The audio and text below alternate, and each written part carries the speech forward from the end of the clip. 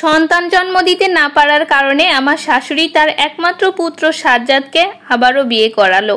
আজ বিকেলে নতুন বউ নিয়ে সাজ্জাদ বাড়ি ফিরবে। অবশ্য বিকেল হয়েই গেছে প্রায়। নতুন বউ নিয়ে ফিরল বলে আমার স্বামী। বড় করে আয়োজন করা হয়েছে দ্বিতীয় বিয়েতে। হাসনা হেনা ও সাজ্জাদের বিয়ের থেকেও। বলে রাখি, আমি সেই হতভাগী হাসনা হেনা যে তার স্বামীর দ্বিতীয় বউ দেখার অপেক্ষায় আছি। বউ আসার আগেই বাসরঘর সাজানো শেষ। এই কাজের জন্য সাজ্জাদ এক্সট্রা লোকও এনেছেন। তার সবকিছুই সুন্দর চাই। বাড়িতে বিয়ের গাড়ি আসতেই ছোট ছোট ছেলেমেয়েরা উচ্চস্বরে বলতে লাগলো, নতুন বউ এসেছে, নতুন বউ এসেছে।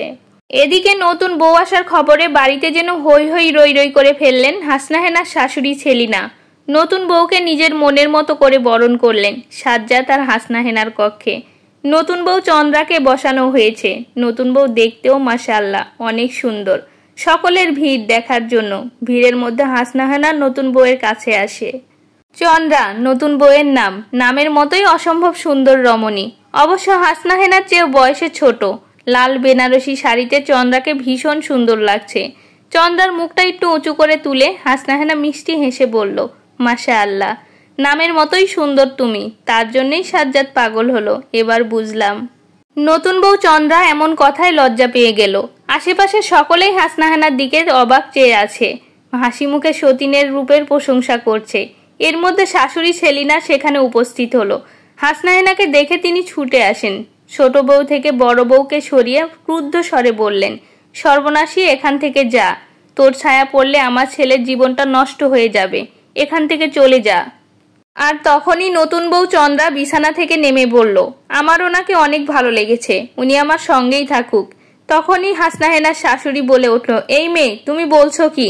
ও কেন তোমার সঙ্গে থাকতে যাবে? চন্দ্রা চটপট হাসনা হেনার সামনে দাঁড়িয়ে বলল, কেন, সম্পর্কে তুমি আমার কে হও? তখনই হাসনা হেনা গালে হাত দিয়ে বলল, সে কথা তুমি জানো না? আমি তোমার বড় সতীন, তোমার স্বামীর আগের বিয়ে করা বউ। চন্দ্রা হেসে বলল, জানবো না কেন, উনি আমাকে একথা আগেই বলেছেন। শুধু তোমায় দেখিনি বলে চিনতে পারলাম না। আজ থেকে তো পরিচয় হলো আমাদের।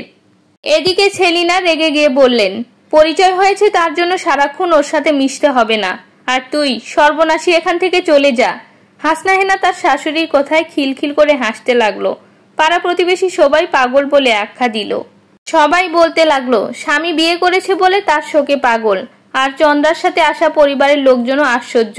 হাসনা হেনার ননদ ফারজানা হাসনা হেনাকে সেখান থেকে নিজের কক্ষে নিয়ে যায়। ভাই যে বিয়ে করেছে, তুমি নতুন বউ দেখে হাসছো, তোমার কপাল পুড়েছে, তুমি কি বুঝতে পারছো ভাবি? হাসনা হেনা কোনো মতে হাসি থামিয়ে বলল, শোক পালন করব? আমার ঘরে সতীন এসেছে। আমি যদি না দেখি তোমার ভাই আমার পরে কার সঙ্গে সুখে থাকবে, সেটুকু দেখার অধিকার আমার আছে। ফারজানা বলে উঠল, সত্যি ভাবি, তুমি ঠিক নেই। ভাইয়া বিয়ে করতে চাইলো আর তুমি অনুমতি দিয়ে দিলে?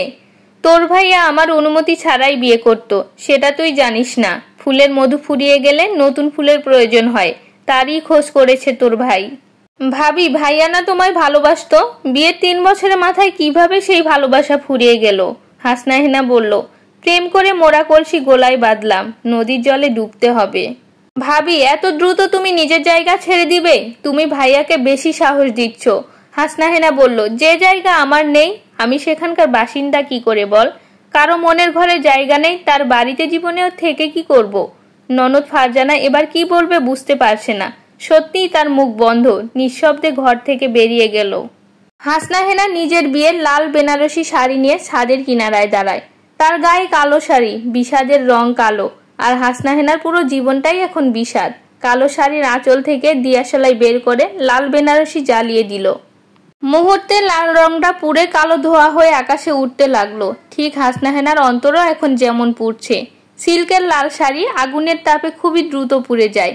আজকের আকাশটাও অনেক মেঘলা, কালো ধূসর রাঙা মেঘে ঢাকা। খুব জোরে বিদ্যুৎ চমকাচ্ছে। মুহূর্তেই বৃষ্টি শুরু হয়ে গেল।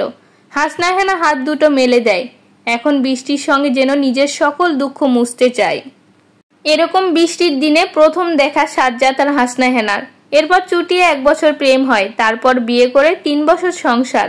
সেদিন দুজনের মনে ভালোবাসার পরশ লেগেছিল। আজ শুধুমাত্র হাসনা হেনার হৃদয়ে দুঃখের সাগর। বৃষ্টির মধ্যে কারো উপস্থিতি অনুভব করলে হাসনা হেনা জবাব দেয়, আমার প্রেম শেষ। নতুন দাম্পত্য জীবনের শুভেচ্ছা তোমায়। সংসার সুখের হোক। সাজ্জাদ এমন কথা আশা করেনি। সে হাসনাহেনার পাশে দাঁড়িয়ে বলল, তোমায় থেকে অনুমতি নিয়েই বিয়ে করলাম। আমার তো বাবা ডাক শোনার ইচ্ছে হয়। কত বছর এমন থাকবো বলো? আমার বয়সী সকলেরই সন্তান আছে, শুধু আমারই নেই।